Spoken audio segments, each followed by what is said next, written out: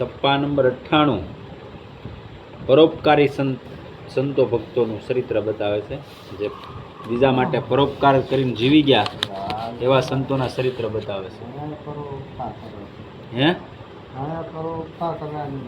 હા, એ કરે ને, સમય આવે એટલે ગમે ત્યાં પરોપકાર થાય. આપણે પેલા પરોપકાર કરેલા હોય ને એટલે એ કરે. હા, એમ આવું પડે. આ બધું ભાડે છે ને, આ શરીર ભાડે છે. આપણને ખબર છે ભાઈ, પગ છે તો કોના આપેલા છે, હાથ કોના આપેલા છે, બધા નોખે નોખું બધી વસ્તુ આપેલી છે, કોકનું દેણું છે. એટલે જેનો સમય આવતો જાય એમ એની શક્તિ ખેંચતા જાય ઉડાઈ. આંખ્યું છે આપણે આપણી હોય તો રેવી ન જોવે, અખંડ રેવી જોવે આપણે દાદાની હોય તો, પણ નથી રહેતી એટલે ખબર પડે. તમે બોલી જો, પણ હજી એના દેવતાને, પણ એના દેવતાને હજી વાંધો નથી, તમને સાથ આપે એમ છે. સમજ્યા તમે? આંખોના દેવતા સૂર્ય ભગવાન છે, એને હજી તમને સાથ આપવાનો છે એટલે એ છે. બાકી આ કાન છે એના દેવતા જે હતા વાયુ, એ વૈયા ગયા, કેમ કે એનો સમય પૂરો થઈ ગયો. પછી હાથના દેવતા હતા ઇન્દ્ર, તો એ વૈયા ગયા, એનો સમય પૂરો થઈ ગયો. પછી હવે પગના દેવતા આવ્યા, એના ઉપેન્દ્ર છે, તો એ ત્યાં હાલવા માંડ્યા, ધીમે ધીમે નીકળવા માંડ્યા. કાનના દિગપાળ છે. એમ હંધાઈના જેના જેના દેવતા હોય, તમે જુઓ અમુક સમય આવે એટલે જીભનો સ્વાદ વયો જાય. વરુણ એના દેવતા છે, અહીંયા એ વૈયા જાય એટલે એનો સ્વાદ વયો જાય. તમે ગમે એવું જોતો હોય તો ઓલા ખાટલામાં પીડ્યા પીડ્યા ને ડોહા કહેતા હોય કે કેવું આપ્યું, આખા ઘરને ભાવતું એને જ ન ભાવતું હોય. આ વૈયા જાય બધા, ખાય લેને ભાઈ.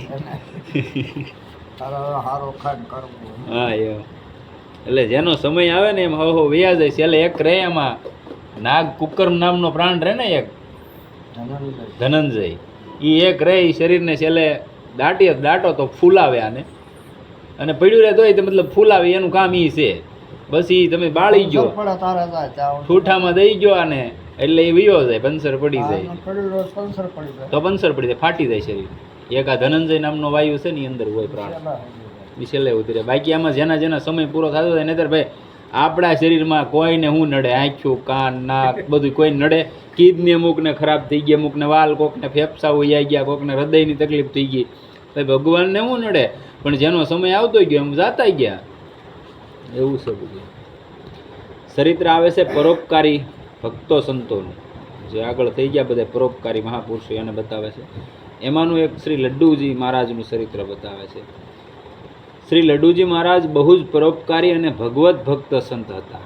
બીજાના દુઃખોને દૂર કરવો એ તેમનો સહજ સ્વભાવ હતો. તેમના સમયમાં બંગાળ પ્રાંતના એક ગામમાં પ્રાય ભગવાનની ભક્તિથી વિમુખ નાસ્તિક લોકો જ રહેતા હતા. આ બંગાળમાં રહેતા ત્યાં નાસ્તિક લોકો બહુ વધારે હતા. ત્યાંના લોકો સંત ભગવાનને કંઈ જાણતા જ ન હતા. સંતો શું છે, ભગવાન શું છે, એ કંઈ જાણતા નહોતા. ખાવું પીવું જીવવું, જે આજ જલસો કરવો, આજ જે અમુક આપણે અહીંયા જ છે એવું, પણ આ તો અમુક પ્રાંતમાં તેદી હતું.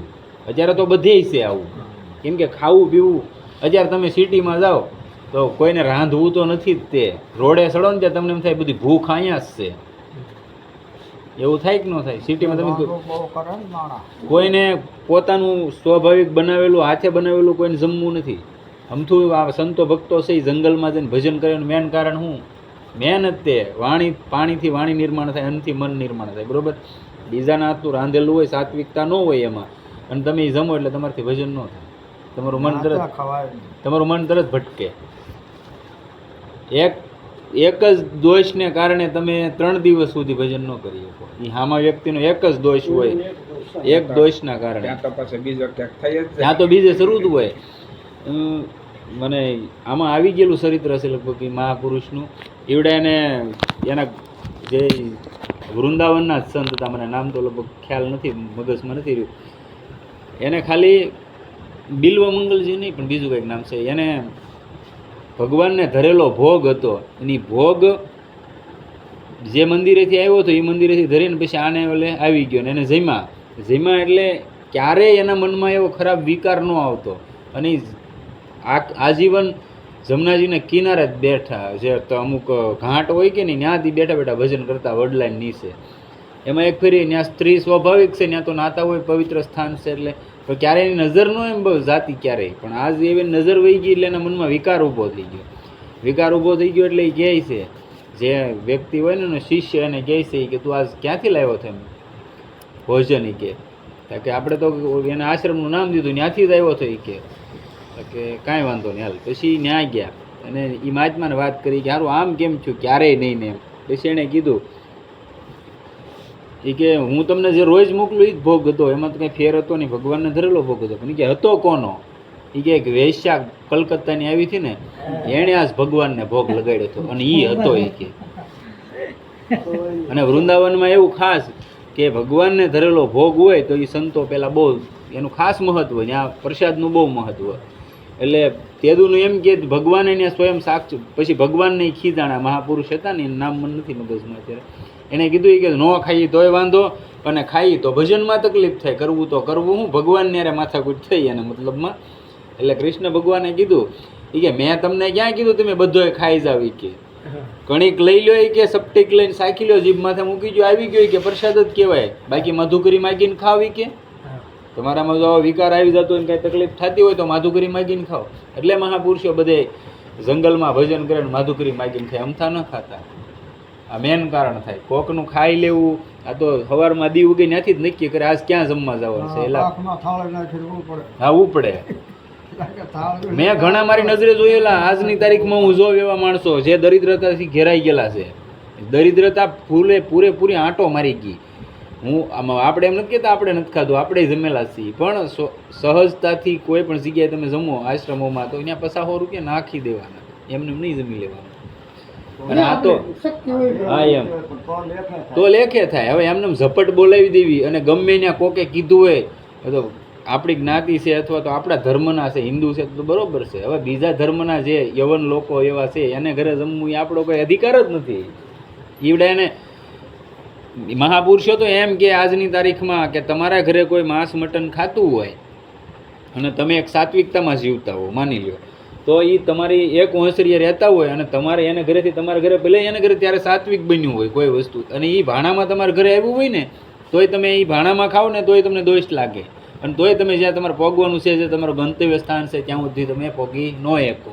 જો એટલો બધો દોષ લાગતો હોય ને એટલો ભજનમાં તમને ત્રુટિ કરતું હોય તો આ કેમ ન ત્રુટિ કરે ભાઈ? રોજ જેને ઘરે આવું બનતું હોય ને ખાતા હોય એને એ કયો. ત્યાંના લોકો સંત ભગવંતને કંઈ જાણતા જ ન હતા. માનવાનું તો દૂર રહ્યું, જાણતાય નહોતા. એમાં માને તો ક્યાંથી? તેમને હિંસામાં લેશ માત્ર પાપનો ભય ન હતો. એટલું જ નહીં, પશુ બલિ તો શું, માનવ બલિ આપવામાં પણ તેઓ ખસકાતા ન હતા. પશુ બલિ તો એને કાંઈ ન કહેવાય, પણ માણસની બલિ દેવી હોય તો એ મૂંઝાતા નહોતા. હાવ એટલે હાવ નાસ્તિક. જે આ સિરિયાની દેશો છે ત્યાં જે કેવું છે એ પોઝિશન, આજ આપણે તે બંગાળ પ્રાંતમાં તમે વ્યા જાવ તો હાલની તારીખમાં એ જ છે. કેમ કે ત્યાં જે વસ્તી વધી ગઈ ત્યાં આવું જ બધું હાલે છે. ધર્મનો લોપ થતો જાય ધીમે ધીમે. અને હજી હું કહી દઉં, આ ભવિષ્યવાણી સમજવી, ભવિષ્યવાણી સમજી લેજો. કદાચ આપણે જીવતા હોય જ્યાં સમય આવી જાય, મને પાક્યો ભરોસો છે 100% આવી જાય. ગેરંટી મારીને કહી દઉં કે આગળના સમયમાં હિન્દુ ધર્મનો હાવ એટલે હાવ નાશ થઈ જાય. તમને આ રામાયણ, ભાગવત, શિવપુરાણ 4 વેદ ગોત્યા નહીં જડે એવો સમય આવી જાય. આવી જાય આવો સમય. કેમ કે માણસને જોવું જ નથી પોતાના ધર્મ તરફ, અને બીજે તમે બીજાની સંસ્કૃતિ જુઓ, વિદેશોની એની સંસ્કૃતિ, એ માણસો આપણો ધર્મ અપનાવવા મળ્યા, અને આઈનો માણસ નાસ્તિક થવા મળ્યો. તો શું થવાનું? ઈ જ થવાનું ને. એવું છે. હા થઈ જાય. શાસ્ત્રો એક્ય નહીં રહે. રામાયણ, ભાગવત, મહાભારત, શિવપુરાણ કે દેવી ભાગવત કે કાંઈ નહીં. અત્યારના હાલી મળશે. અત્યારે જે માણસો કંઈક જેને સંસ્કૃતના તજજ્ઞ, જેને સંસ્કૃતમાં શ્લોક બનાવતા આવડે ને એને પોતાના શ્લોક બેહારે. બોલો હવે કંઈ કેવું? પોતાના શ્લોકો શાસ્ત્રોમાં બેહારેલા છે, મેં જોયેલા હોય છે. અને અત્યારે માણસનું કલ્યાણ ન થતું એનું મેન કારણ એ. તમે કોઈ પણ બીજા આશ્રમમાં, હું એવું નથી કહેતો આપણે આઈના જ તે, બીજા એવા લાટ બધા છે બીજા ક્ષેત્રોમાં. તે આપણે ગુજરાતને મૂકી ગયો ને તો જેને સંસ્કૃતના તજજ્ઞ છે ત્યાં તમે જાઓ ને તો એ એમને જ ભરાવી ગયે નથી ખબર. જે મોટા મોટા પીઠાધીશ્વરો જે મોટા મોટા હાલમાં અત્યારે છે ને, જેને કાંઈક નામશાહી માણસો કહેવાય, એ એવા મંત્રો આપી ગયા તમને, આખી જિંદગી બગાડ્યા કરો, કાંઈ નથી થતું. આવું છે. એટલે આપણે રાયડું પાડીને બરાડા પાડી કે ભાઈ નામ લ્યો, એ કોઈનું ન. હોય મહાપુરુષે કીધેલું છે ત્યાંથી તમે પકડી લો. મંત્રની તો બુદ્ધિ બહુ થાય તો થાય, નહીતર નોય થાય. આ તો થવાનું જ છે, અને આજે એનું ફળ છે એ દેવાનું જ છે. એવું છે. એમાં કાંઈ કોઈ શીખવાડો એમાં કોઈને શીખવાડવાનું, રામ કૃષ્ણ રાધા શિવ હરિ કહેતા ક્યાં કોઈને શીખવાડવાનું છે? માનવ બલિ આપવામાં પણ તેઓ ખસકાતા ન હતા. એકવાર સંતોની ટોળી તે ગામમાં જઈ પહોંચી. તે લોકો 3 દિવસ ત્યાં ભૂખ્યા પડ્યા રહ્યા. કોઈએ તેમને ભોજન પ્રસાદ માટે પણ પૂછ્યું નહીં. અને તે સંતોએ જ્યારે ત્યાંના લોકોની રહેણી કરણી શ્રી લડ્ડુજીને કહી તો તેમણે તે લોકોને વૈષ્ણવતાનો ઉપદેશ આપવાનો નિશ્ચય કર્યો. આ સંતોએ આ લડ્ડુજી મહારાજને કીધું કે આવા માણસો છે કે જે કાંઈ નથી ન્યાય, એમ ધર્મ જેવું છે જ નહીં. અને જ્યારે જ્યારે આવું કંઈ થાય ને ત્યારે કોઈ પણ ભગવાનનો સહચરી સખી હોય, કોઈ પણ એક સંતનો એક ત્યાં અવતાર થાય અને પાસે જે પ્રાંતમાં જે તકલીફ હોય ને આ સ્થાપના કરે. આપણે કેમ ગુજરાતમાં રાજસ્થાનમાં રામદેવ પીર થઈ ગયા, ભલે એક અંશા અવતાર જ હતો કૃષ્ણ ભગવાનનો. અજમલ રાજાને થાટું આવ્યા હતા, પણ પછી નિજિયા ધર્મની સ્થાપના કરીને વયા ગયા કે નહીં આપણે ગુજરાતમાં રાજસ્થાનમાં બેયમાં એમ. એટલે એવું ધર્મનો લોપ થતો હોય તો મહાપુરુષો આવે. કહે છે કે તેઓ જ્યારે આ લોકોના દેશમાં પહોંચ્યા તે સમયે ત્યાંના રાજાએ દેવીને બલિ આપવા માટે કોઈ મનુષ્યને પકડી લાવવા માટે કર્મચારીઓને મોકલ્યા. રાજ કર્મચારી એક ગરીબ બ્રાહ્મણના બાળકને પકડી લઈ જતા હતા. તેના માતા પિતા કરુણ રુદન કરી રહ્યા હતા અને તે સમયે તેઓ ત્યાં પહોંચી ગયા. બ્રાહ્મણની બલિ.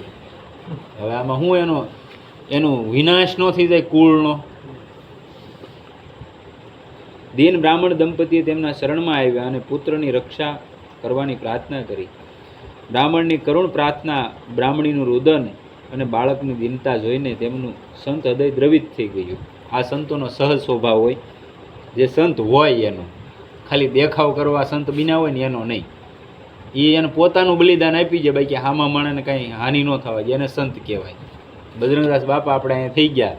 ભારતની ને ચાઇનાની લગભગ લડાઈ હતી 1971માં હતી ને એ, અને જ્યારે આશ્રમની હરાજી કરી નાખી હતી 1500 રૂપિયામાં, દેશ માટે 1500 રૂપિયા આપ્યા હતા. નહીતર એને ત્યાં ક્યાં 1500 રૂપિયામાં ભૂખ ભાંગી જવાની હતી.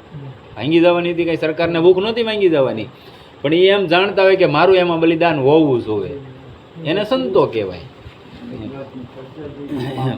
કરોડો રૂપિયાના આશ્રમ બનાવી નાખે ને હોનાના ઢગલા ખડકી ગયા બંડલના બંડલ, અને દેશ માટે કાંઈ કાયમ ન આવે તો એ સંત ન કહેવાય. આપણે ન માનતા, દુનિયા માનતી હોય મુબારક. બ્રાહ્મણીનું કરુણ રુદન અને બાળકની દીનતા જોઈને સંત હૃદય દ્રવિત થઈ ગયું. તેમણે બ્રાહ્મણ બાળકને મુક્ત કરાવી દીધો અને તેની જગ્યાએ સ્વયં બલિદાન દેવા તૈયાર થઈ ગયા. રાજ કર્મચારીએ તેમને પકડીને દેવીની સન્મુખ લઈ ગયા અને દેવી વૈષ્ણવ ભક્તને બલિ માટે લાવેલા જોઈને અત્યંત ક્રોધિત થઈ ગયા અને તે રાજ કર્મચારીઓનો જ વધ કરી નાખ્યો. જે જડ ભરતને પકડીને લઈ ગયા હતા અને મહાકાળી પ્રસન્ન થયા હતા ને ઓલાને મારી નાખ્યા હતા, એમ જો અહીંયા એક ભક્તને બસાવવા માટે માતાજી પ્રસન્ન છે ને મારી નાખ્યા.